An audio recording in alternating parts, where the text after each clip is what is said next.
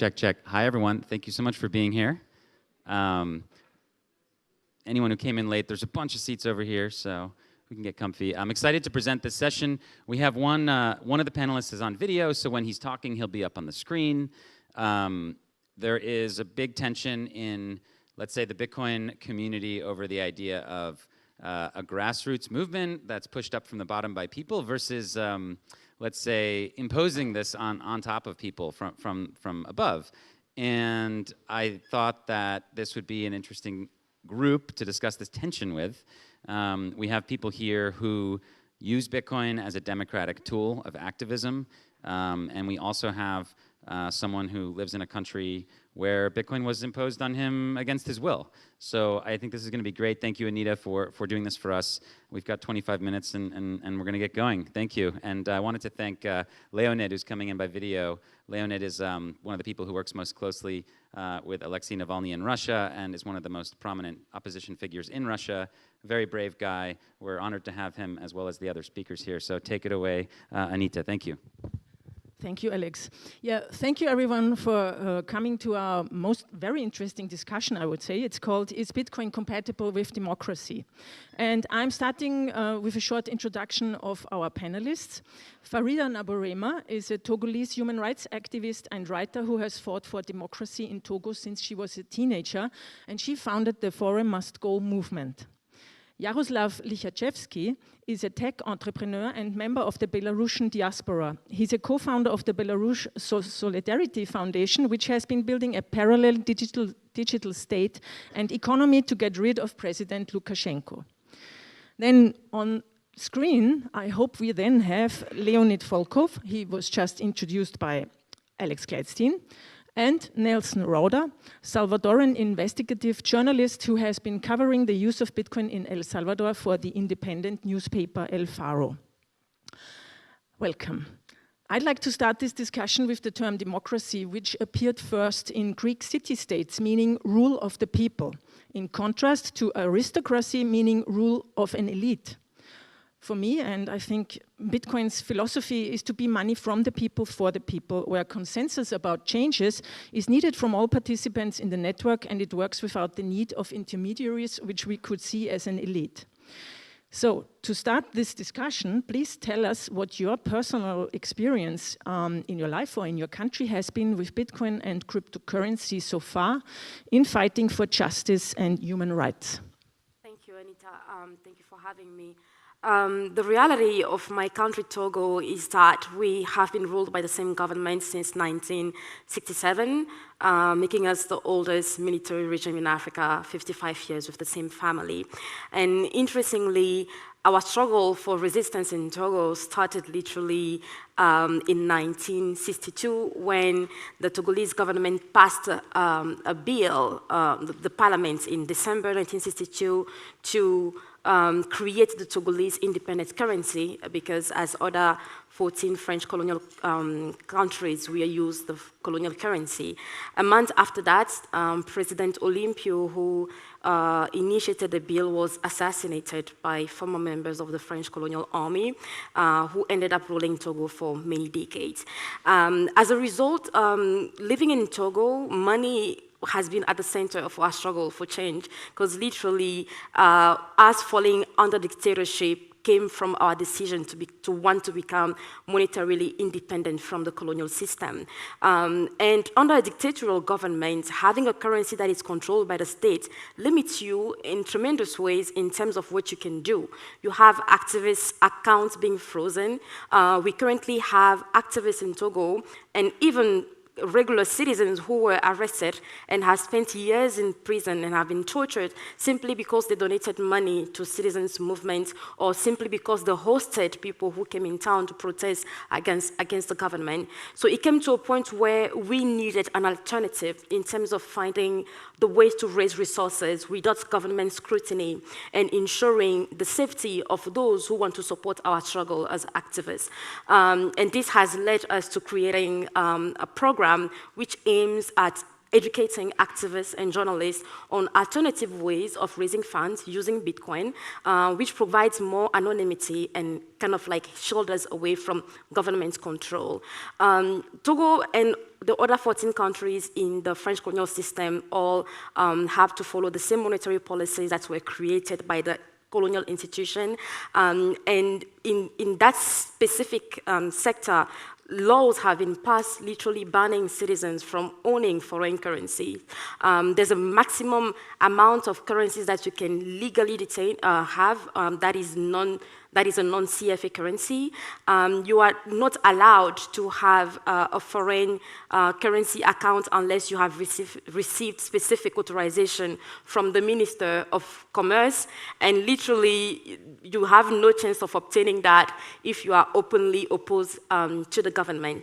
And the CFA currency has lost over 200% of its value since the independence era, and as a result has increased poverty because people have lost more than double of their savings and resources and have found themselves in greater debt. So Bitcoin provides that better stability while allowing us to continue our struggle, but also help us find a different monetary system, as we hope that one day we can have state institutions that are accountable to us, because for now, the people of Togo have no say whatsoever in terms of our fiscal and monetary and financial policies. Mm-hmm. Very interesting, thank you. Jaroslav, please, your experience. Yeah, I'm a techie guy with software engineering background from Belarus, but I'm not a crypto guy, I'm an AI guy. And back in times when we've been having fun on hackathons with the friends, I was quite skeptic about crypto and bitcoins and stuff. Okay, kids playing some coins, how it can hurt. Meanwhile, like we serious dudes, we do AI, machine learning, computer vision, detecting diseases, saving lives, and that kind of stuff. Before 2020 happened, when our political crisis escalated a lot, like the political situation in Belarus is bad for almost 30 years, but 2020 went completely crazy. Lots of crackdown, lots of violence in the streets, 50,000 people in jail in Europe, can you imagine? And a huge need of support in civil society and activists inside of the country. And we suddenly realized that the traditional financial system is 100% tracked and known by regime. All of the transactions, all of the assets, all of the accounts, everything. So they can freeze your funds any day of the week. They can take it. You can put you into the jail because you receive support from abroad. And that's the moment we start using crypto for transferring money. We established a foundation in Europe, in the Netherlands, been fundraising around the globe, and then we have to solve the problem how to transfer money safely to Belarus. Obviously, crypto was the first answer and the only answer at the moment. Sorry. But then it started evolving. So as it's going worse and worse in Belarus, sanctions applying, it all led to the war in Ukraine, and the economy is falling, less and less jobs, healthcare, education, everything goes down. We start building some services to empower people inside of the country. Like Lukashenko went a little bit crazy. He started firing hundreds of doctors. It's after COVID when hundreds already died. And that means lack of healthcare for people and no jobs for the doctors. We are building telemedicine platform. We are hiring them. We're providing healthcare to the country. The same with education and teachers. The same with legal system and lawyers. And we have to pay salaries to these people. We do our operations in Europe, and when we have to build a financial system, right? On top of the services, we have a parallel economy growing. That means at a certain point we can enable taxation within our digital country. We have taxation, we have to bring representation and build digital democracy. And for all of this, we need our own independent, secure financial system. And that's where we can't rely on traditional banks, we can't rely on existing financial system, we have to build our own, and that's where crypto is golden for us and where it's bring new dimension of freedom. Okay, super. Leonid Volkov, you're the chief of staff for Alexei Navalny, the Russian opposition leader who was sentenced to 9 years in prison in March. Can you tell us, from your experience, how Bitcoin and cryptocurrency has helped you, or how is it supporting democracy? Well, first of all, I have to notice that my point of view is just point of view of a user. So we didn't build a lot of theory about it. We just have a lot of practice.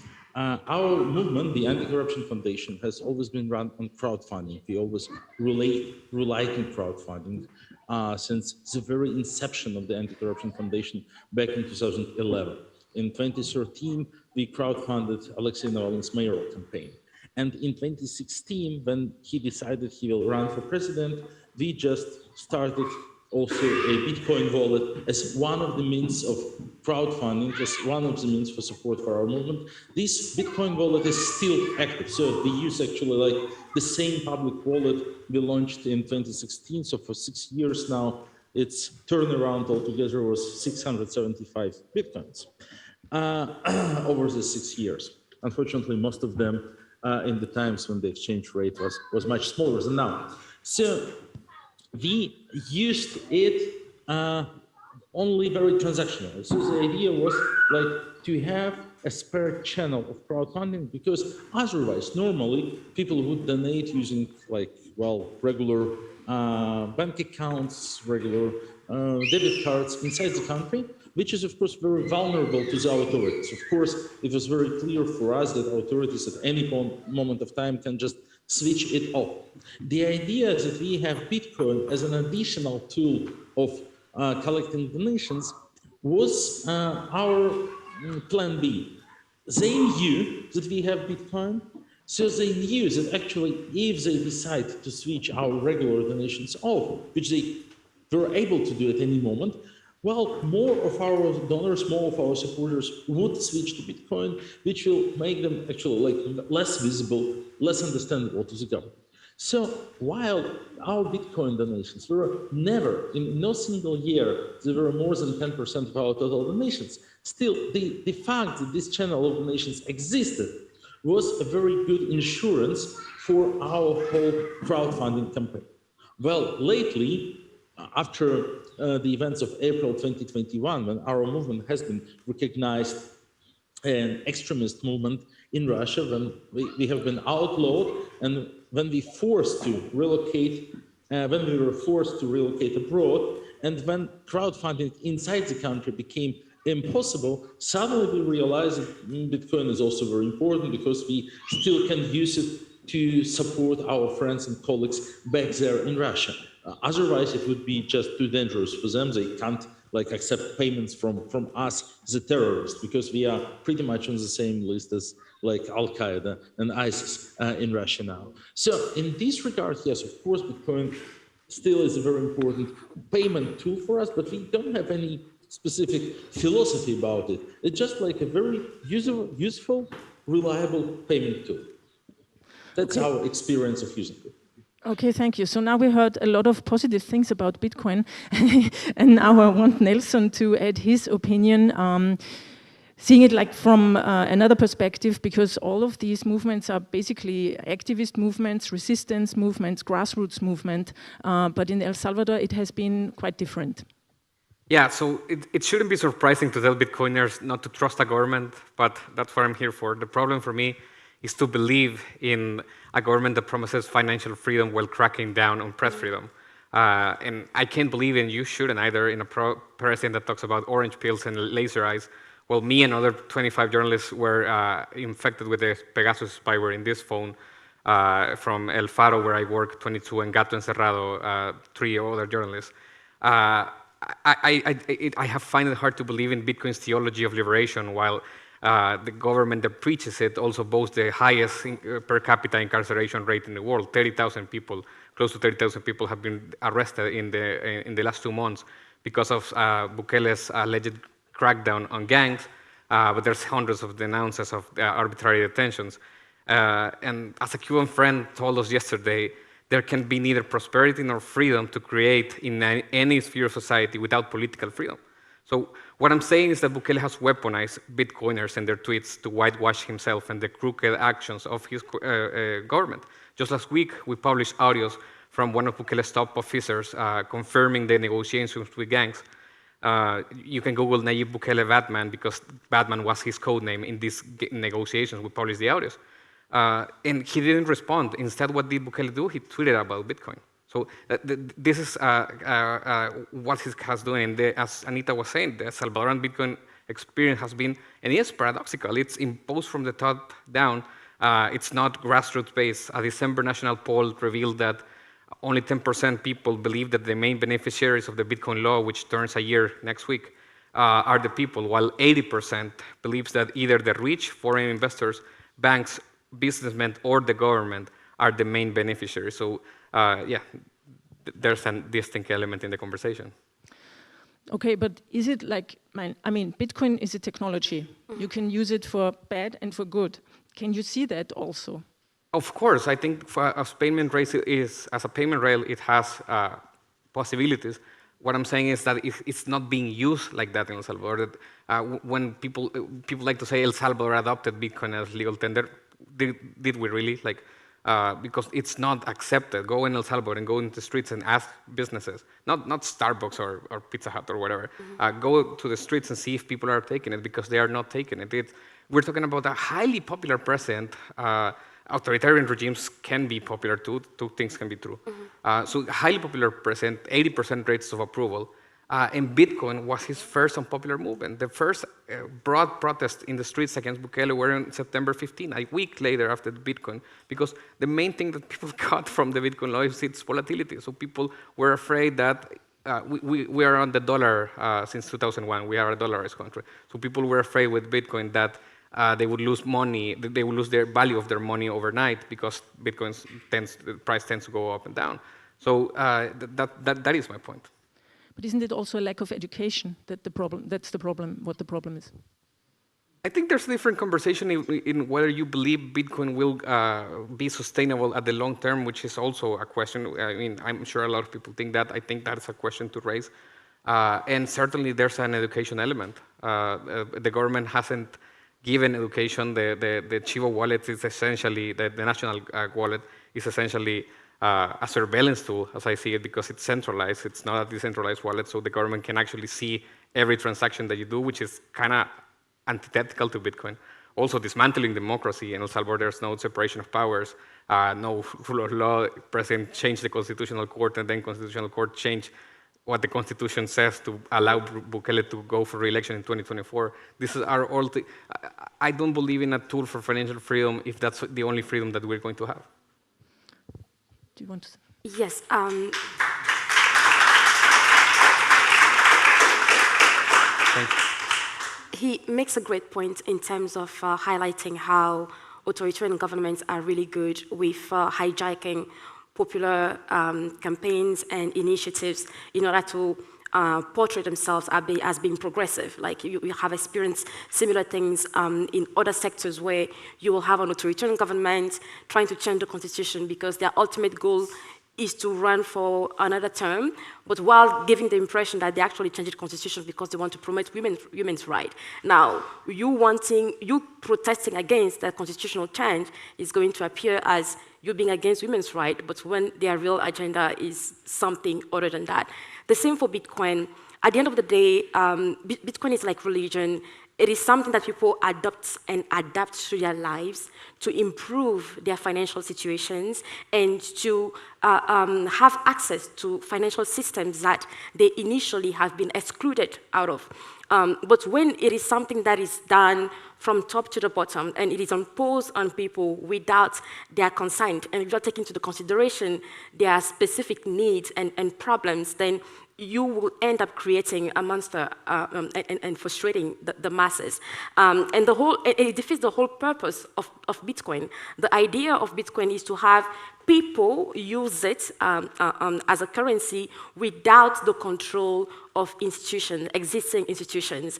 And now when you have governments that do not represent the people, cannot be held accountable because they are not democratic, that are using Bitcoin to promote a narrative, when in turn they are still abusing civic rights, preventing citizens from having a say in the way they manage the state funding, Bitcoin will not solve that problem. Bitcoin remains a tool to help those who are fighting against people who are trying to oppress the masses at the end of the day. So for me, this El Salvadoran approach wouldn't be ideal, especially for countries that are ruled by authoritarian governments, because there is no trust that exists between the masses and the government.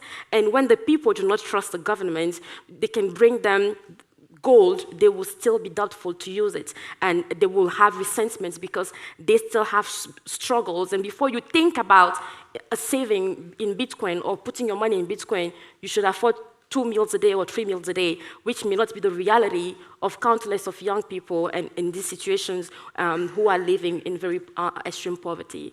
Mm-hmm. Jaroslav, I think you have been discussing with Nelson a little bit today. Do you want to add something? Yes, I do. Nelson making a great point, but what I have to say that any system or any technology can be used by authoritarian countries or dictators only if it's isolated from the rest of the world.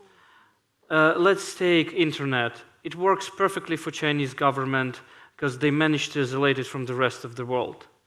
For Belarusian dictator or for Russian dictator, internet is a disaster because it allows to get free information from different sources. Of course, they're trying to abuse it and they're trying to build their own propaganda, but unless it's the closed environment, it's killing them, not helping them. The same here is with Bitcoin. Bitcoin is not isolated from the rest of the world. It opens an economy, global economy for you. It enables lots of stuff and lots of processes for you. So they're just letting a gene out of the bottle. And you have to say your wishes to this gene. Do you want to answer? I mean, sure, I think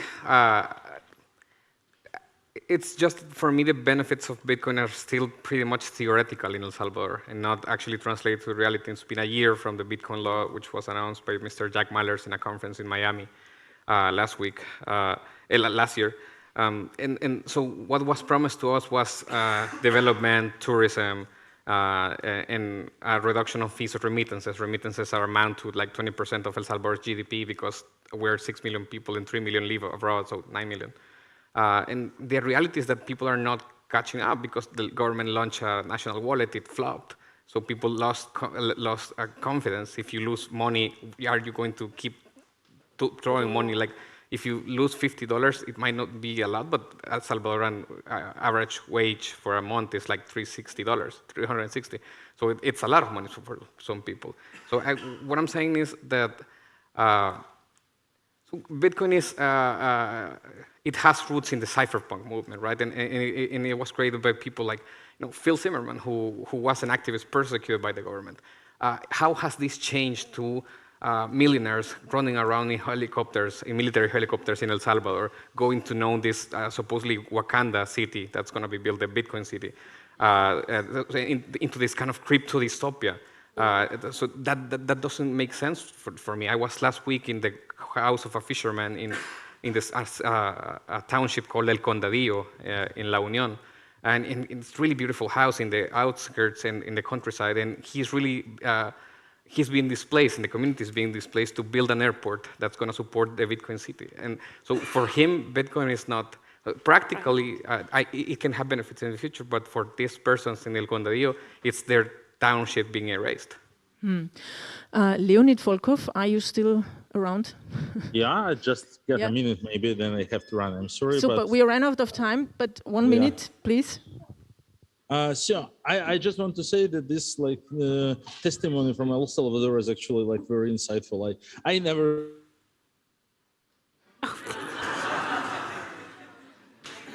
Always. Wow. Wait 30 seconds. Okay, so a short round at the end. What's your message to our audience today about Bitcoin and democracy? I will say that countless people across the world where states have failed them and institutions have failed them, are still looking at Bitcoin as a way to support their struggle. It doesn't mean Bitcoin is solving the problem or is doing the fight for us. It is a tool in reinforcing the fight that we have been leading for decades. So do not turn a blind eye on it. And of course, it comes with some skepticism around it. But I believe that each situation is different. And when you grow up in countries where you literally have lost hope over decades about change, any little thing that can give you hope and help you improve your struggle should be a welcome improvement. And I always say, do not hate what you don't understand. Just try to do more research and try to see how you can make it work for you. Yes, Anita, I would like to refer to what you started with about the democracy itself. So, democracy is where power grows from people. And the golden rule of the democracy is 2 people can steal less than 1, 3 can steal less than 2, 4 can steal less than 3, and so on and so forth. So when we are dealing with a traditional financial system, you can bribe just a couple of corrupted bankiers and do like wash whatever money you want. With a Bitcoin, when it's controlled by all of the network and it's controlled by like all of the people, all of the citizens included there, that's some kind of financial democracy probably we're seeking for. So yeah, I'm a tech guy. I'm fancy of the technologies, and I will encourage all of you to try it because it could be really useful. It could be scary. It could go the wrong way, but if we do everything right, it will serve us very good. So if you believe in Bitcoin, you can cheer on the president and on the government giving Salvadorans this tool for financial freedom and still call on to him to respect democracy, rule of law, separation of powers, freedom press, and all of the other freedoms that human beings need. Thank you.